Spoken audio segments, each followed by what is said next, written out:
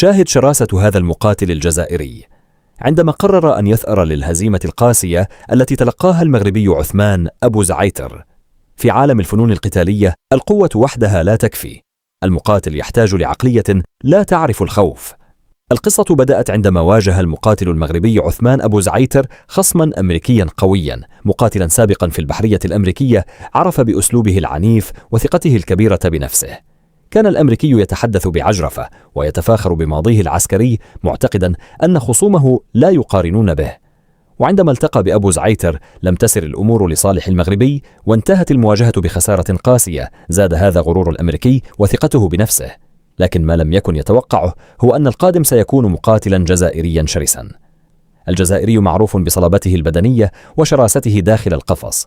دخل المواجهة بهدف واضح: الفوز والثأر لتلك الخسارة. مع بداية النزال ظهر أن الأمر مختلف. المقاتل الجزائري فرض حضوره بقوة وأظهر إصرارا لا يعرف التراجع. ثم جاءت اللحظة الحاسمة، ضربة قاضية قوية KO. الضربة أنهت النزال، وكانت رسالة واضحة لكل من يظن أن العجرفة تكفي. سقط الأمريكي أرضا، وانتهت المواجهة بانتصار المقاتل الجزائري.